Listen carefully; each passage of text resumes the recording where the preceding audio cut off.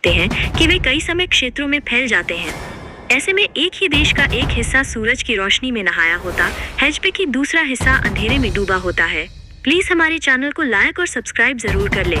क्या आपने कभी सोचा है कि एक ही देश में एक समय पर कहीं सूरज चमक रहा हो और कहीं अंधेरा छा गया हो? सुनने में ये थोड़ा अजीब लगता है, लेकिन ये पूरी तरह सच है। इसका कारण है पृथ्वी का घूमना और देशों का विशाल भौगोलिक विस्तार। क्यों होता है ऐसा? घूमने की वजह से अलग अलग जगहों पर अलग अलग समय पर सूरज की रोशनी पहुंचती है।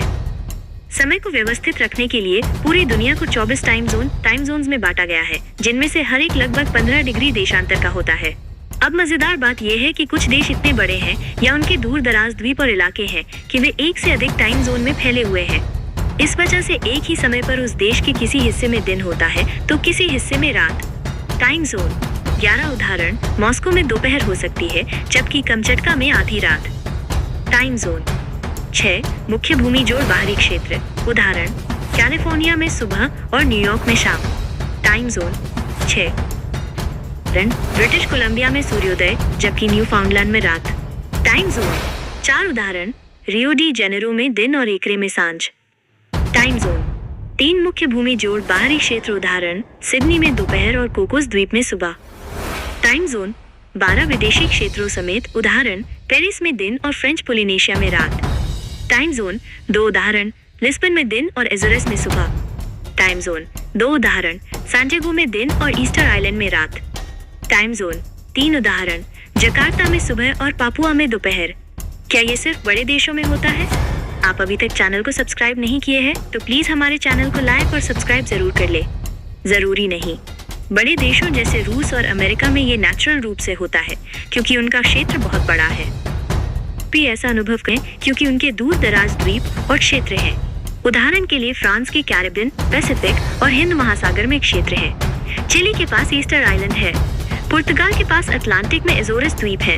इस वजह से ये देश भले ही क्षेत्रफल में बहुत बड़े ना हों, लेकिन ज्योग्राफिकल पर्सपेक्टिव से अलग अलग हिस्सों में फैले होने के कारण इनमें भी एक साथ दिन और रात देखने को मिलते हैं।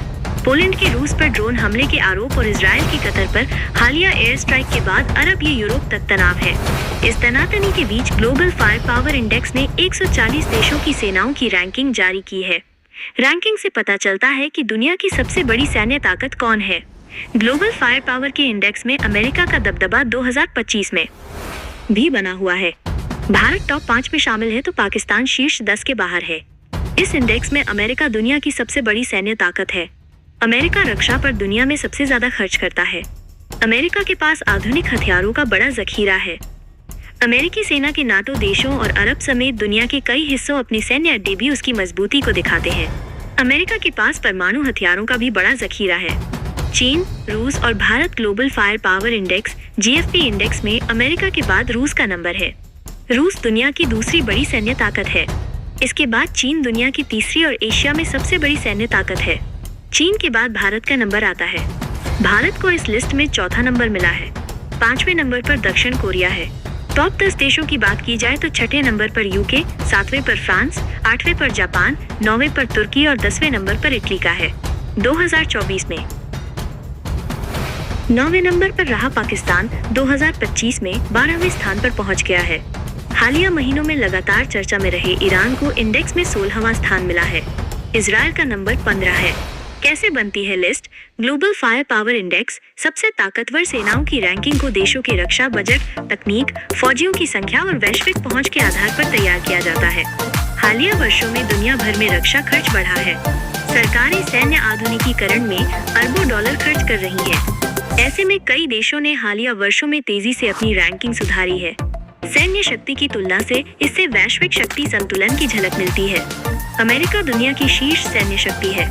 अमेरिका के बाद उसके 2 प्रतिद्वंद्वी रूस और चीन इस लिस्ट में मजबूती से जमे हैं। ये जानकारी आपको पसंद आई है तो प्लीज हमारे चैनल को लाइक और सब्सक्राइब और शेयर जरूर कर ले। जय श्री राम जरूर लिखे।